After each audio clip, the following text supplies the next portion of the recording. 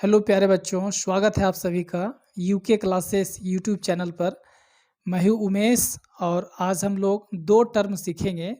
एक rational number क्या होता है और एक इरेशनल नंबर क्या होता है। परिमेय संख्याएं और अपरिमेय संख्याएं, ये दो ऐसे टर्म्स है जो क्लास 6 से बच्चों को परेशान करता है और ये क्लास 12 तक बच्चों को परेशान करते रहता है। इवन कि कॉम्पिटिटिव लेवल के स्टूडेंट्स को भी परेशान करता है और बच्चे समझते हैं, कुछ दिन याद रहता है फिर भूल जाते हैं। लेकिन मैंने बड़ी मेहनत से एक चार्ट, एक स्ट्रक्चर बनाया है रेशनल नंबर का और आइरेशनल नंबर का, और इस चार्ट के थ्रू से आज हम आपको समझाएंगे और बिल्कुल कॉम्प्रहेंसिव तरीके से आपको समझ में आ जाएगा। इस वीडियो के देखने के बाद आपको इस टॉपिक पर, इस टर्म पर, रेशनल और आइरेशनल टर्म पर आपको कहीं वीडियो देखने की ज़रूरत नहीं है। तो आइए स्टार्ट करते हैं। रेशनल नंबर दैट मीन्स परिमेय संख्या और इरेशनल नंबर दैट मीन्स अपरिमेय संख्या। इरेशनल नंबर को मीनिंगफुल नंबर भी हम कह सकते हैं। मीनिंगफुल, तर्क संगत, दैट मीन्स जिसका वैल्यू एग्जैक्ट आता हो। और ये जो इरेशनल नंबर है ये मीनिंगलेस है, मीनिंगलेस नंबर है, ये तर्कहीन नंबर है। ठीक है, इसको जो वैल्यू आते हैं ना वो एग्जैक्ट वैल्यू कभी नहीं आते हैं। सॉल्व करते करते आप थक जाएंगे, कभी भी सॉल्व होगा नहीं। इसको हम लोग ऐसा एज्यूम कर ले, ऐसा मान ले कि ये एक सही आदमी है, एक अच्छा इंसान है, और ये जो है एक बदमाश आदमी है, एक असामाजिक आदमी है जो समाज का कभी भी बात नहीं सुनता है और इसका कोई वैल्यू नहीं है, कोई स्थिति नहीं है। ठीक है, और कोई इसका इस्टेब्लिशमेंट नहीं है, ये भटकते रहता है, कंप्लीट आंसर कभी नहीं आता है, कभी सॉल्व नहीं होता है। ऐसा फिलहाल आप एज्यूम करके चलिए। ओके, अब हम आपको 3 स्टेपें बताएंगे, रेशनल और आइरेशनल। 3 स्टेप आप देखेंगे, वैसे ही आपको समझ में आ जाएगा। रेशनल नंबर को हम लोग पी बाय क्यू के रूप में लिख सकते हैं और आइरेशनल नंबर को पी बाय क्यू के रूप में नहीं लिख सकते, इसलिए मैंने यहाँ पर काट दिया है। रेशनल नंबर को जब पी बाय क्यू के रूप में लिखते हैं तो क्यू का वैल्यू कभी भी जीरो नहीं होता है। हाँ, पी का वैल्यू जीरो हो सकता है, मतलब ऊपर में जीरो रह सकता है लेकिन कभी भी नीचे जीरो नहीं रहता है। 0/1 हो सकता है, ठीक है, ये रेशनल नंबर हो सकता है, लेकिन 1/0 नीचे जीरो रहे, ये रेशनल नंबर कभी नहीं हो सकता। √4/2 ये भी पी बाय क्यू के रूप का है, ये वाला, इसका ये रूप होता है लेकिन इसका ये रूप नहीं होता है। √4/2 ये एक रेशनल नंबर है क्योंकि √4 का वैल्यू कितना आएगा, √4 का वैल्यू 2 आएगा और ये नीचे 2 है तो 2। इसका जो बिगड़ा हुआ शकल है, इसका बिगड़ा हुआ शकल सही हो जाएगा, रूट के बाहर कंप्लीट आंसर आएगा और ये इस प्रकार से इसका आंसर 1 हो जाएगा और नीचे 1 हो जाएगा। फिर से हम दे सकते हैं तो पी बाय क्यू के रूप में ये हो गया, इसलिए ये हमारा रेशनल नंबर कहलाएगा। तो रेशनल नंबर का जो रूप होता है वो पी बाय क्यू का होता है, लेकिन इसका रूप पी बाय क्यू का नहीं होता है। तो फिर कैसा होता है रूप? तो इसका रूप 2 तरह से होता है, या तो पॉइंट के बाद बहुत सारे नंबर आएंगे, इनफिनाइट, अनंत।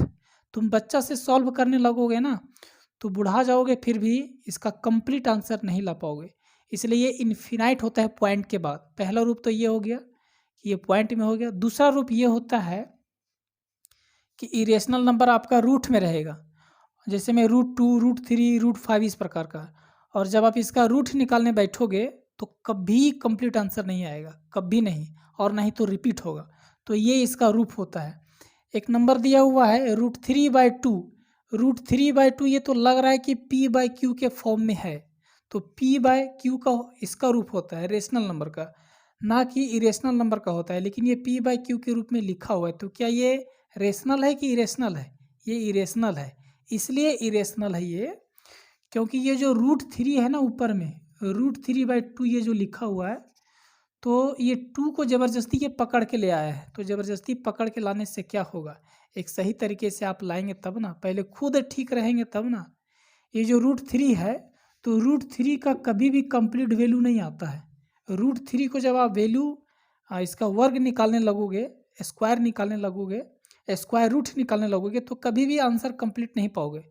जैसे में √2 का ये कंप्लीट आंसर नहीं है, वह 4 1 4 2 पॉइंट के बाद, उसके बाद फिर 1 3 5 6 2 4, अभी कितना जाएगा कोई ठिकाना नहीं। मैंने तो इसको सॉल्व किया अपने कॉपी में, 10 पन्ना खराब किया मैंने, लेकिन कंप्लीट आंसर नहीं, बहुत सारा आया, जगह कम पड़ जाएगा, ठीक है। इसलिए इनफिनाइट है ये, कंप्लीट सॉल्व नहीं होता है। तो ये जो √3 है कभी सॉल्व होगा ही नहीं, तो फिर 2 से भाग लगेगा कैसे, इसलिए ये क्या है हमारा, ये इरेशनल नंबर के अंतर्गत आएगा। p/q के रूप का है, लेकिन रूप के लिखने से क्या होगा, नहीं हो पाएगा, ठीक है, क्योंकि √3 सॉल्व नहीं होगा। दूसरे नंबर में आप देखिए रेशनल नंबर का क्या पहचान होती है।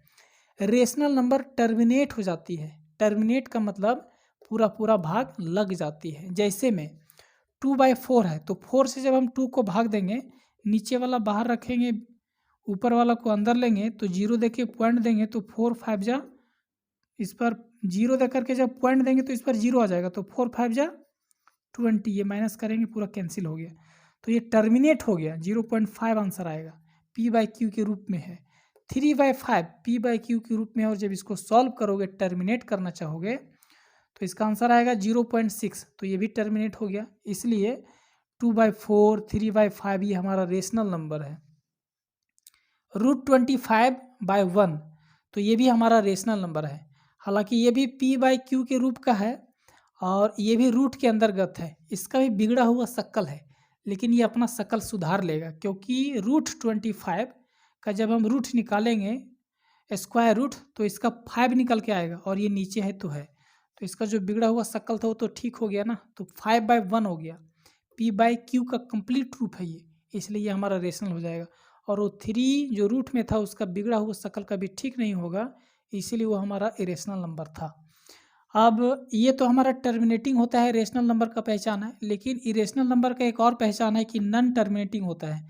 दूसरा p/q के रूप का नहीं होगा, पहला p/q के रूप का नहीं होगा, दूसरा नॉन टर्मिनेटिंग होगा, और ये पहला p/q के रूप का होगा, दूसरा टर्मिनेटिंग होगा, और ये नॉन टर्मिनेटिंग होगा। जैसे में √2 √3 √5 ये सब का रूट निकालेंगे तो कभी नहीं निकलेगा, भाग लगते जाएगा, थक जाएंगे, बच्चे से बूढ़े हो जाएंगे सॉल्व करते करते, लेकिन कभी भी कंप्लीट आंसर नहीं होगा, इसलिए ये नॉन टर्मिनेटिंग होता है। ओके, और रिपीट भी कभी नहीं आने वाला है, ध्यान रखना, रिपीट आता तो काम चल सकता था, लेकिन रिपीट भी नहीं आएगा। √2/1 क्या ये इरेशनल है कि रेशनल है? p/q के रूप का तो दिख रहा है, लेकिन ये है इरेशनल। बोलेगे क्यों? क्योंकि ये जो बिगड़ा हुआ शक्ल है ना √2, उसका पहले वैल्यू आएगा, वैल्यू कभी नहीं आएगा। सॉल्व करते रहोगे, हमेशा कुछ ना कुछ आते रहेगा, सब हर बार अलग अलग आएगा। तो सॉल्व हुआ नहीं √2, और जब √2 सॉल्व नहीं हुआ तो उसके नीचे 1 रखने से क्या फ़ायदा, क्या करोगे, किस काम का, इसलिए ये हमारा इरेशनल नंबर है। जैसे में √2 का वैल्यू हमने लिख रखा है यहाँ पर। अब रेशनल नंबर का थर्ड पहचान देखते हैं। थर्ड पहचान होता है कि ये नॉन टर्मिनेटिंग होता है। मैंने आपको शुरू में ही बताया कि ये भी कभी कभी बदमाशी करता है, लेकिन बढ़िया से पकड़ने के बाद समाज का बात सुन लेता है और सॉल्व हो जाता है। लेकिन ये जो है इरेशनल नंबर, ये कभी भी समाज का बात नहीं सुनता है, ये अपने बातों पर अड़े रहता है और कभी भी सॉल्व नहीं होता है।